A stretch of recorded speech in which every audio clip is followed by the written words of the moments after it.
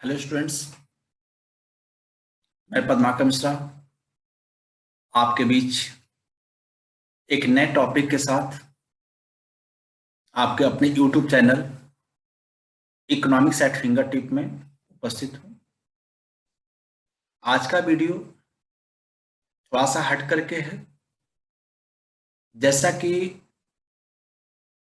मैंने वीडियो बनाने के लिए जो बात सोची, क्लास 12 के छात्रों के लिए सोचा, लेकिन देखा कि क्लास 11 के भी बच्चे डिमांड कर रहे हैं, उनकी भी ज़रूरत है। और 11 के लिए तो अभी मैं वर्क कर रहा हूँ। क्लास 10 के भी बच्चे कि सर हम लोग के लिए भी कोई वीडियो बनाइए जो हम लोग के टर्म 1 में हम लोग के लिए फ्रूटफुल साबित हो। बहुत ज़्यादा उन लोग की डिमांड आ रही है बेटा। तो मैंने सोचा कि उन लोग के लिए भी, क्योंकि केवल 2 ही चैप्टर उन लोग के एग्जाम में आने हैं, तो 2 चैप्टर के लिए मैंने अच्छा क्वेश्चंस उन लोग के लिए ढूंढा है। क्लास 12 के बच्चे आप लोग बिल्कुल निराश मत हो, आप लोग के लिए भी वर्क चल रहा है और बहुत अच्छे अच्छे क्वेश्चन आप लोग के लिए आप लोग के सामने अभी मिलेगा, घबराइए नहीं। तो क्लास 10th के छात्र जो टर्म 1 का परीक्षा देने जा रहे हैं, बोर्ड एग्जाम में पहली बार वो सम्मिलित होंगे, आप लोग के लिए टोटल 40 नंबर का ये पेपर होगा, जिसमें इकोनॉमिक्स सेगमेंट से 10 मार्क्स का क्वेश्चन होगा। और केवल आपके एग्जाम में 2 चैप्टर आने हैं इकोनॉमिक्स से। तो आज मैं आप लोग के लिए 20 क्वेश्चन जो मोस्ट इंपॉर्टेंट है, जिसकी इंटेंसिटी कहा जाए तो वह बहुत ही ज़्यादा है, तो मैं आज आप लोग को 20 क्वेश्चन डिस्कस करूंगा। और एक वीडियो और फिर आप लोग को मैं प्रेजेंट करूंगा डेवलपमेंट चैप्टर का ही, वो भी 20 क्वेश्चन का होगा, जिसमें एसर्शन और रीजन बेस्ड क्वेश्चन होंगे और मल्टीपल चॉइस भी क्वेश्चन होंगे। आप जो लोग पहले हमसे नहीं मिले हैं, आज पहली बार उनसे हमारी मुलाकात हो रही है, आप हमारे साथ जुड़ रहे हैं। तो जो भी आपको इकोनॉमिक्स से रिलेटेड वीडियो आपको चाहिए, आपको यहाँ पे अवेलेबल होगा। आप इकोनॉमिक्स एट फिंगर टिप को सब्सक्राइब कर लीजिए और साथ साथ आप नोटिफिकेशन बेल आइकन को भी ऑन कर लीजिए, ताकि जैसी वीडियो मैं अपलोड करूं आपको उसका नोटिफिकेशन मिल जाए। हाँ, अभी मैं जो क्वेश्चन डिस्प्ले करूंगा स्क्रीन पे, आप पहले क्वेश्चन को देखिए। मैंने यहाँ पे आंसर तो दे रखा है, लेकिन फिर भी आप क्वेश्चन को देखिए, अपना भी एक बार दिमाग लगाइए कि मैं इस क्वेश्चन का आंसर मुझे मालूम है या नहीं। ठीक है, और उस क्वेश्चन को जो मैंने पूछा हुआ है उसका आंसर भी वहां डिस्प्ले करेगा। और मैंने उस चैप्टर के जो भी इंपॉर्टेंट क्वेश्चन है उसको मैंने बारीकी से निकाला है, जहां जरूरी होगा वहां मैं उसको एक्सप्लेन भी करूंगा। जहां एक्सप्लेनेशन होगा आप लोग अपने नोटबुक में उसको नोट कर लीजिएगा। क्वेश्चन को भी जैसे वीडियो आपके सामने डिस्प्ले करेगा, क्वेश्चन नंबर अपने नोटबुक में लिख लीजिए, उसका आंसर लिखिए और उसको रिवाइज कीजिए बेटा। आइए हम स्टार्ट करते हैं आज का अपना ये पहला सेशन क्लास 10th के छात्रों के साथ, जो सीबीएसई बोर्ड से संबंधित हैं। वह टर्म 1 का एग्जाम देने जा रहे हैं, नवंबर दिसंबर में होने वाला है। तो आइए आप हमारे साथ जुड़िए और शुरुआत कीजिए।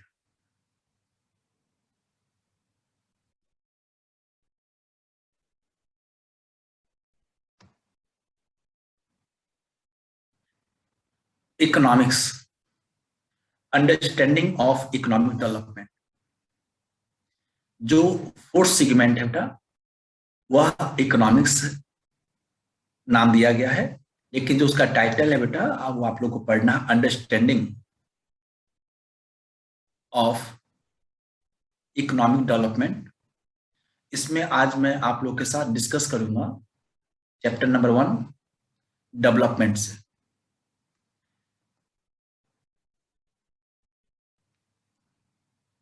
आज का पहला क्वेश्चन है, development of a country can generally determined by.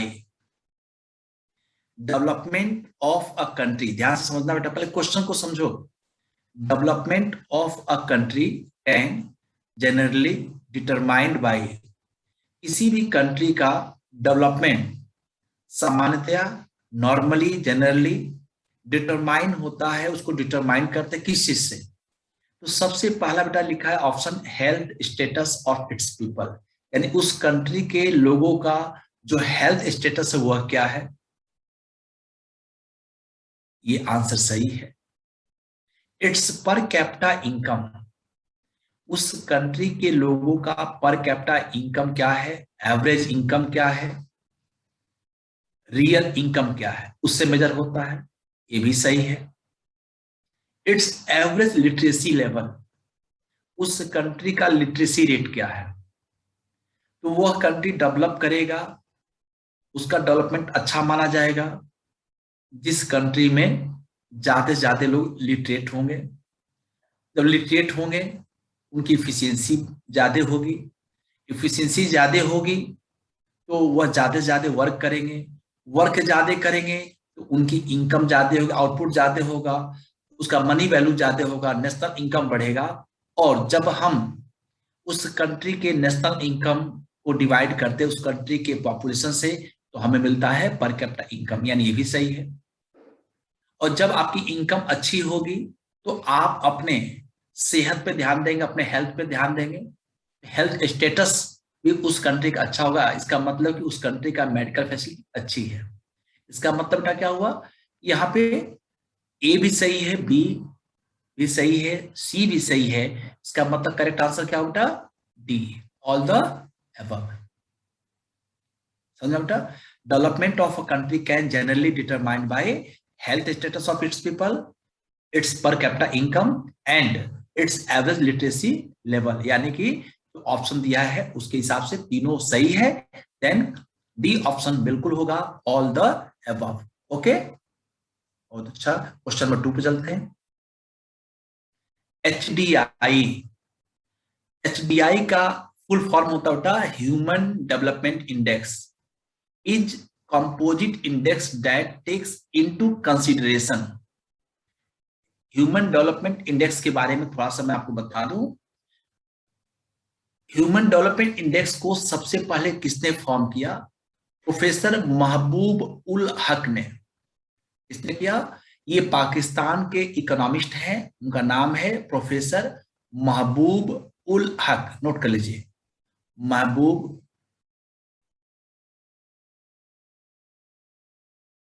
Ul Haq.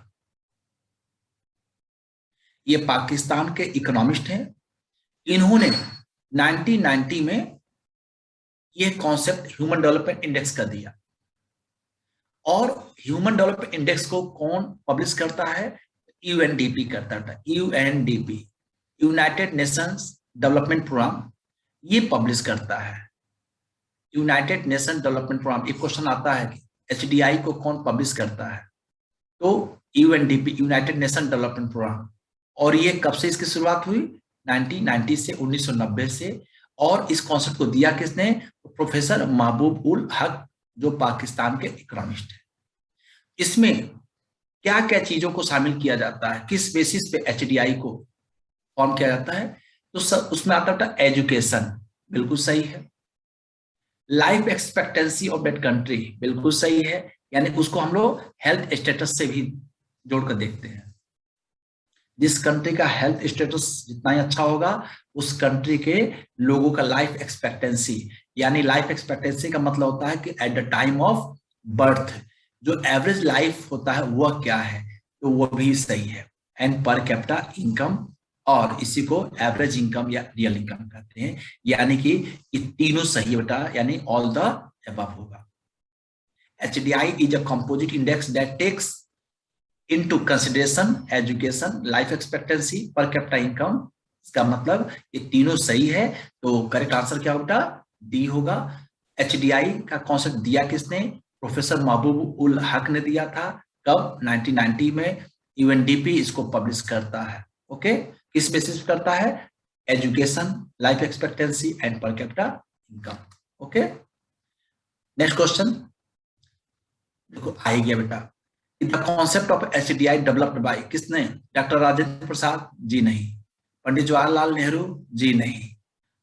Professor महबूब उल हक बिल्कुल करेक्ट आंसर है बेटा। इसको आप यहीं पे, इसमें कोई सोचना ही नहीं है क्योंकि मैंने अभी इस पर डिस्कस किया।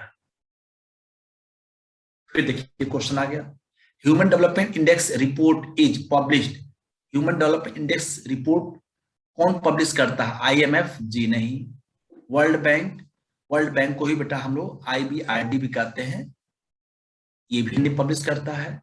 यूनाइटेड नेशंस डेवलपमेंट प्रोग्राम ये करता है बेटा, अभी मैंने डिस्कस किया है।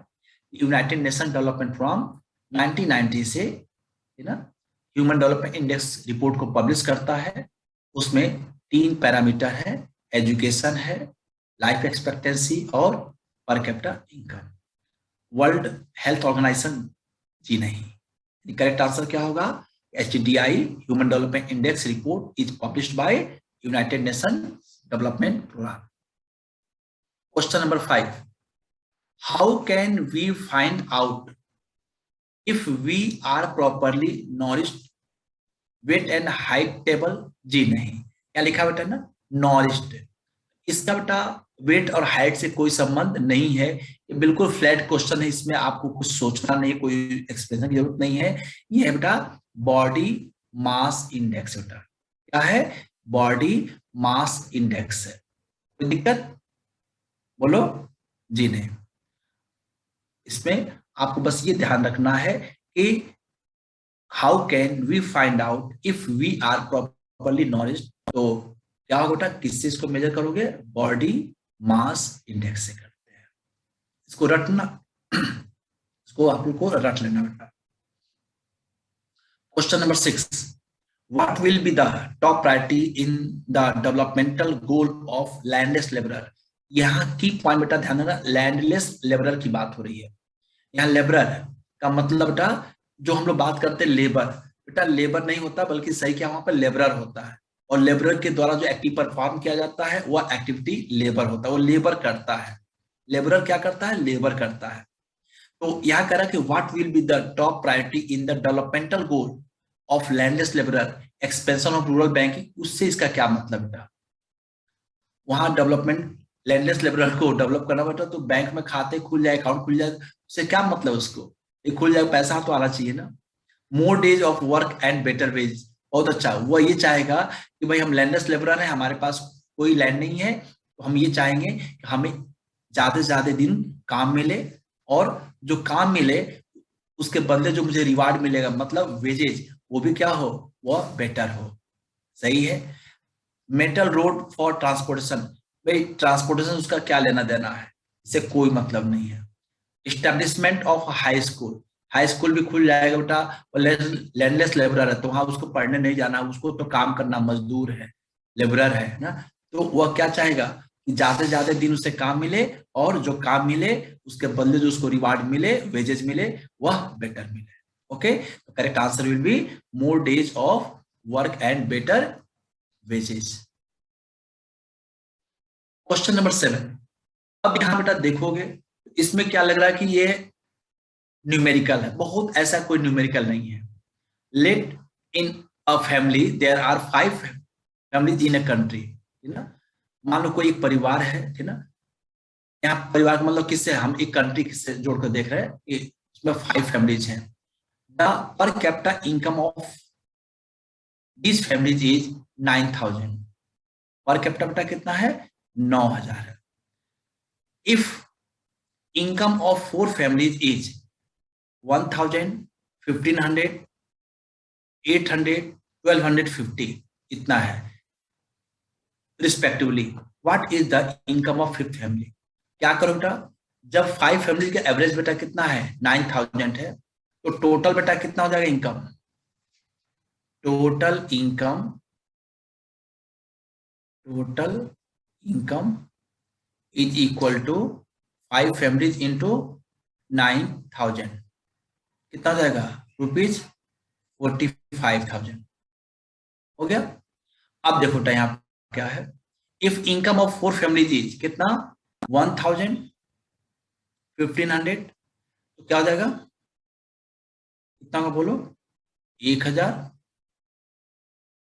ऐड कर लो इसको, कितना होता 1,500 ऐड कर लो,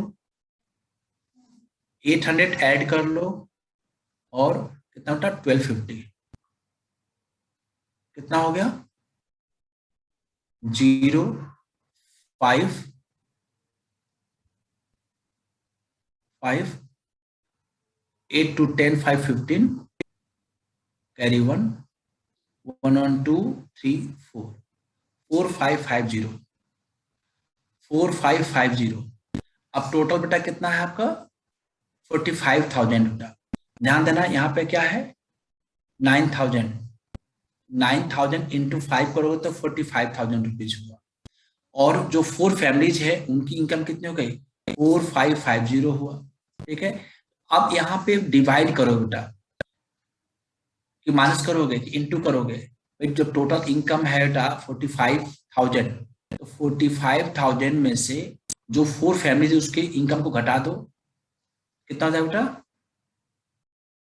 4550, 0 10 माइनस 5 करो 5, 9 माइनस 5 4, 14 माइनस 4 14 नहीं होता, 4 माइनस 4 कितना हुआ 0 एंड 4, तो करेक्ट आंसर होगा 40,450। बेटा देखो इसमें कहीं पे भी ऑप्शन है नहीं है, जब कहीं ऑप्शन नहीं हो तो क्या होगा, जब इसमें कहीं ऑप्शन नहीं है तो क्या होगा, ये भी बेटा जो दिया है ये गलत है ना।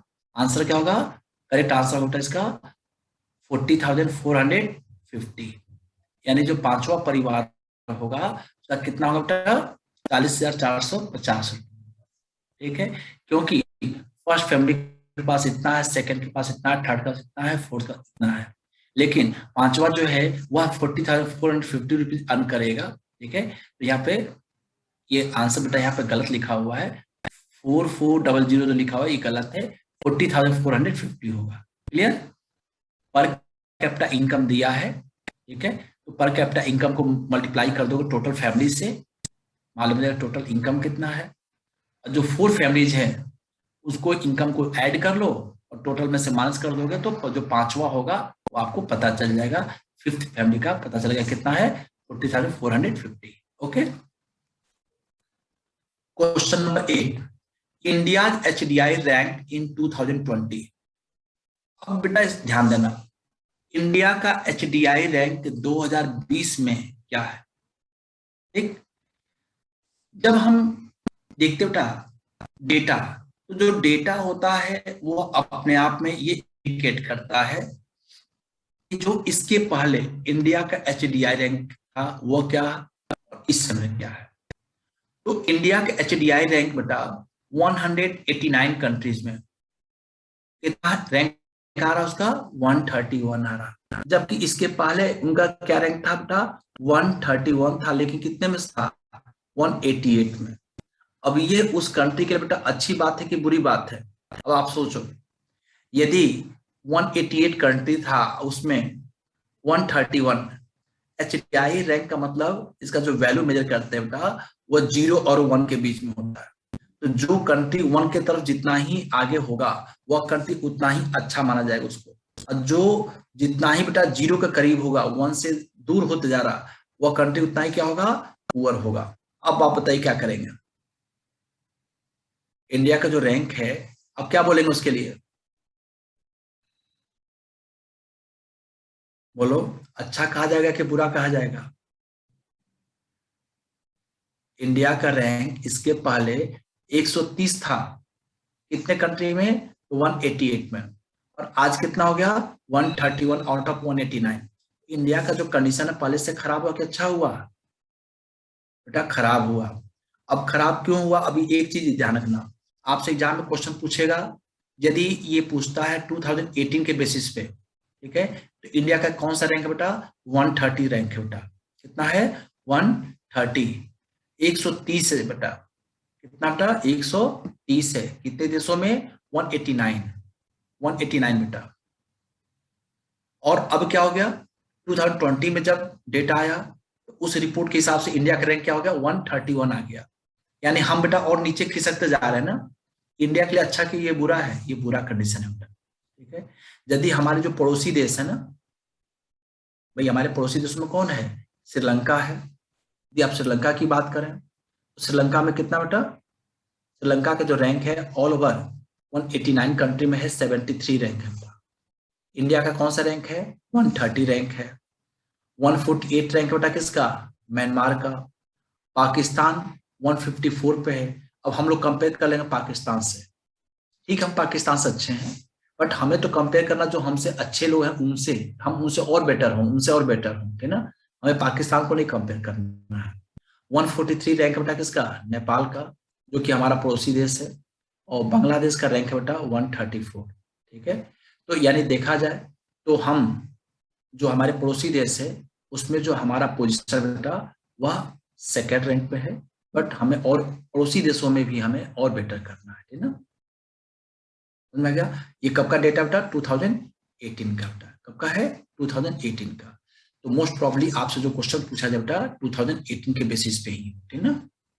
लेकिन ये 2020 का पूछता है 131 आउट ऑफ 189 कंट्री बेटा। Okay, any problem?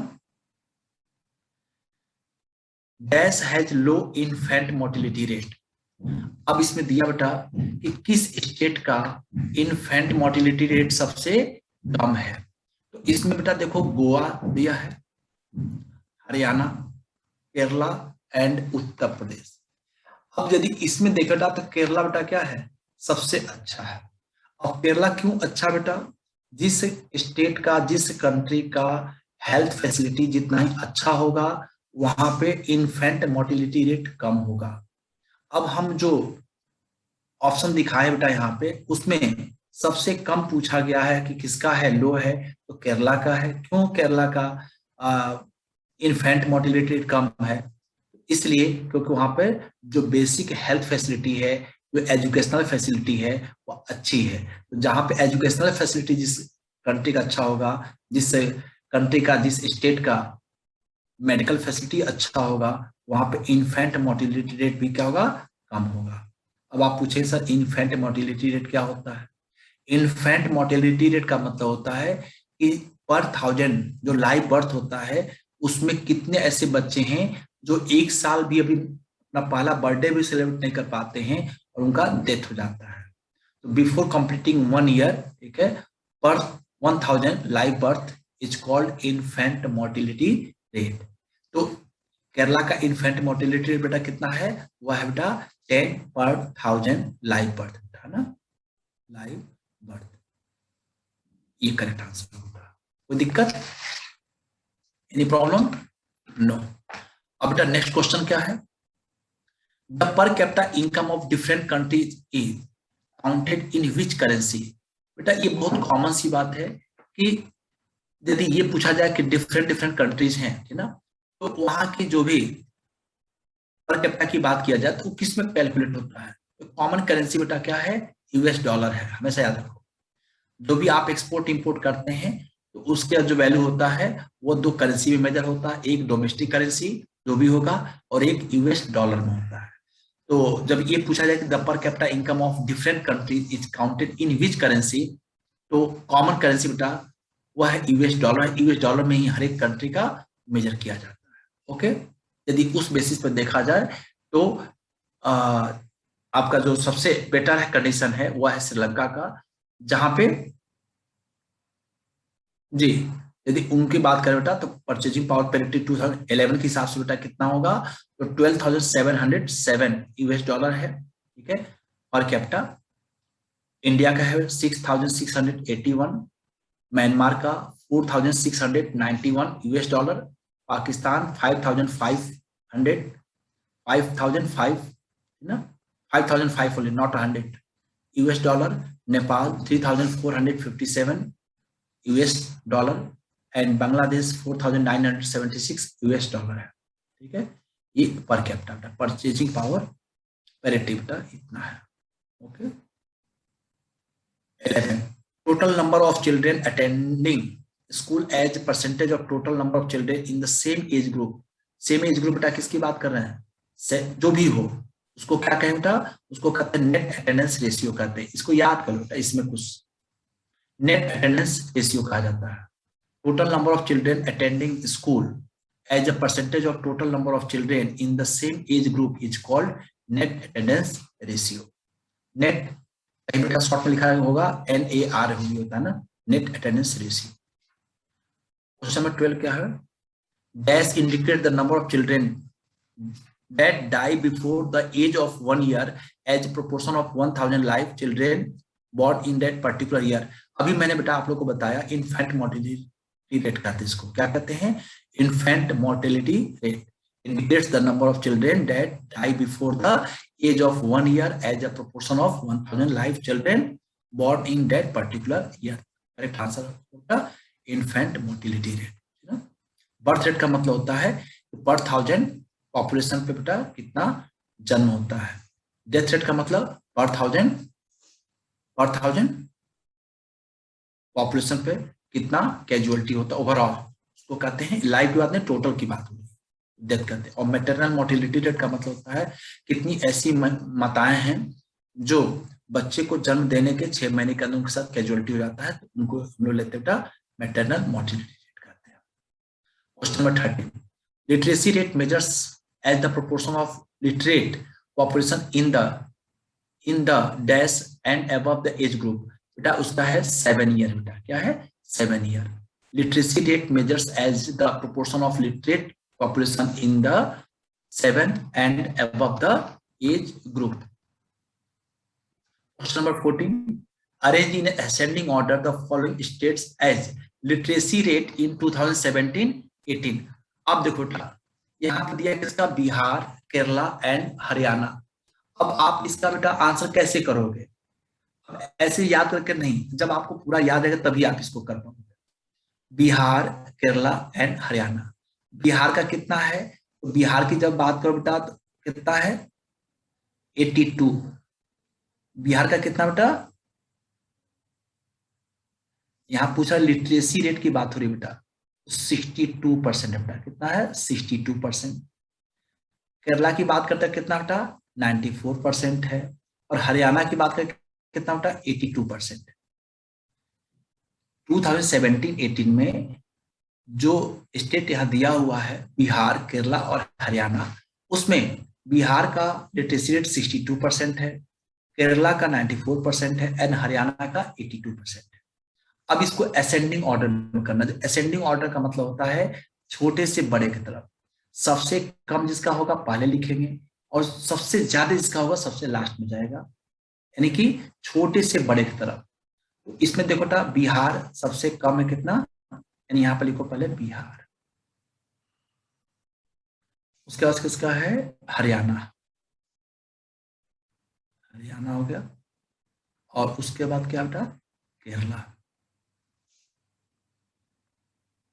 बिहार का कौन सा नंबर है बेटा 1, हरियाणा का कौन सा है 3, और केरला का क्या है 2, यानी 1 3 2 1 3 2। ठीक, ऐसे बेटा आपको क्वेश्चन के आंसर देने होते हैं। आप पहले क्या करोगे, इसको याद कर लोगे, ठीक ना। Among neighboring countries of India, arranged in ascending order of life expectancy at birth in 2017। यहाँ पे देखो बेटा आगे लाइफ एक्सपेक्टेंसी की बात कर रहा हूँ, तो फिर इसमें भी क्या आपको ये याद रखना पड़ेगा कि किस कंट्री का लाइफ, यहाँ कंट्री वाइज है लाइफ एक्सपेक्टेंसी क्या है। तो बांग्लादेश की बात करते हैं तो बांग्लादेश का लाइफ एक्सपेक्टेंसी कितना होता है 72.6 ईयर है, 72.6 ईयर्स। इंडिया की बात करते हैं कितना बेटा 69.7 ईयर्स,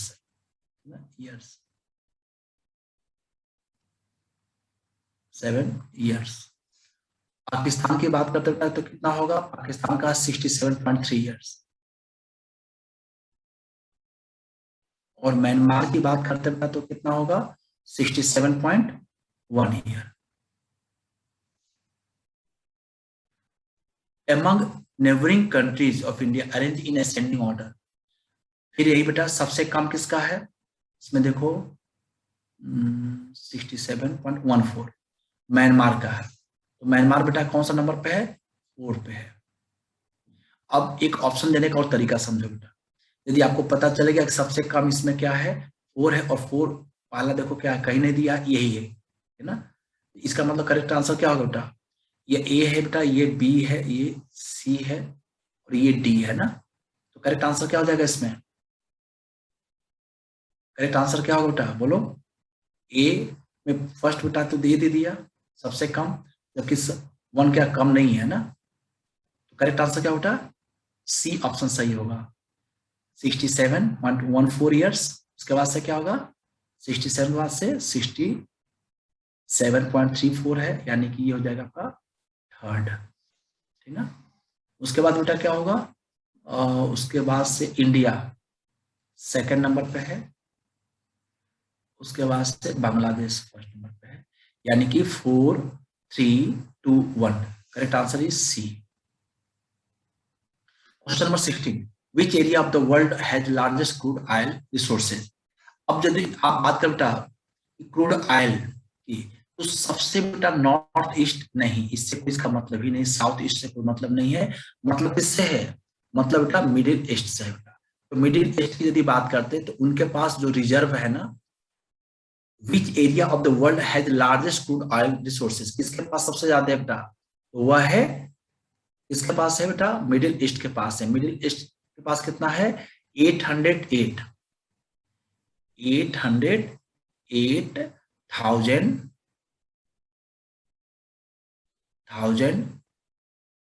मिलियन बैरल्स, इतना रिजर्व है। ये जो डेटा मैं आपको बता रहा हूं बेटा, ये कब का है, ये 2017 का है। कब का है, 2017 का। यानी कि मिडिल ईस्ट के पास जो रिजर्व है वो कितना है, 808,000 मिलियन बैरल है। जबकि यूनाइटेड स्टेट्स ऑफ अमेरिका के पास बेटा कितना रिजर्व है, 50 बेटा, कितना है 50, इसके इनके पास है 50,000 मिलियन बैरल है। क्लियर। और वर्ल्ड के पास बेटा कितना है, तो टोटल बेटा 1697, ये वर्ल्ड का है।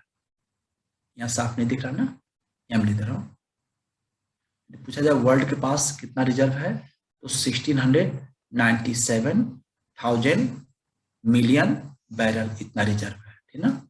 और इसमें पूछा जाता है कि न कितने विल मतलब ये खत्म होगा बेटा, तो मिडिल ईस्ट के लिए है बेटा 70 ईयर्स, ठीक है। यदि यूनाइटेड स्टेट की बात करें बेटा तो उनके पास कितना है, उनके पास सबसे कम होगा 10.5 ईयर्स के लिए केवल है, और ऑल ओवर वर्ल्ड की बात करते तो 50.2 ईयर्स के लिए, ठीक ना। Question number 17, economic development bye maintaining the natural resources for present and future. आज इसका मतलब क्या होता है कि आज जो भी नेचुरल रिसोर्सेज उसको आप यूज कीजिए, नो प्रॉब्लम, बट फ्यूचर को ध्यान में रखते हुए उसको कहते हैं सस्टेनेबल डेवलपमेंट। क्या कहते हैं, sustainable development. Economic development bye maintaining the natural resources for present, यानी अब प्रेजेंट के लिए भी और फ्यूचर के लिए भी, उसको कहते हैं क्या, सस्टेनेबल डेवलपमेंट कहा जाता है। Question number 18, dividing the total income of a country with its population. मैंने पहले ही बताया था, इसको कहते हैं नेशनल इनकम को जब उस कंट्री का पॉपुलेशन डिवाइड करते हैं तो पर कैपिटा इनकम पता होता है। पर कैपिटा इनकम ही क्या है, उस कंट्री का एवरेज इनकम है, यानी कि बी भी सही है और सी, यानी कि correct answer is D, both B and सी।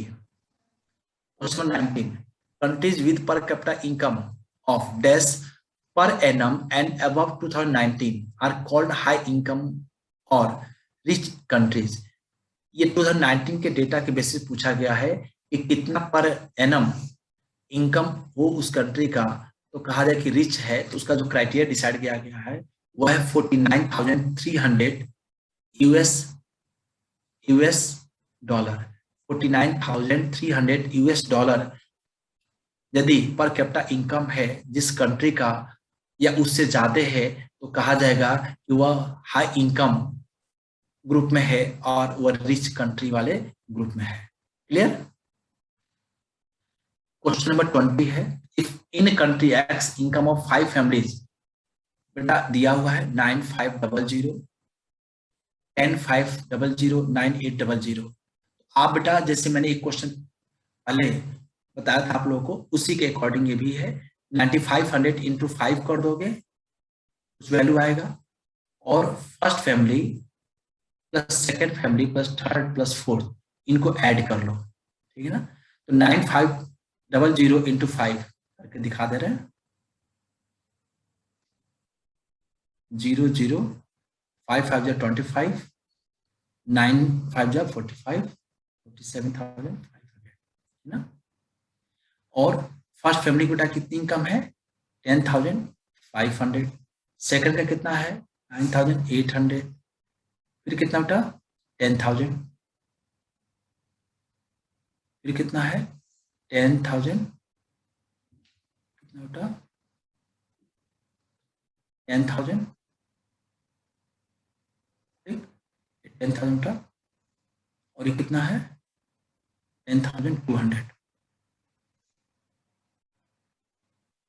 सबको ऐड कर लो, 0 0 2 5 7 8 15 5 1 1 9 10 1 1 2 3 4 40,500। और पहले कितना था बेटा, सबको एक बार ऐड कर लो देखो तो, 10,500 10,000, एक बार इसको ऐड करते बेटा,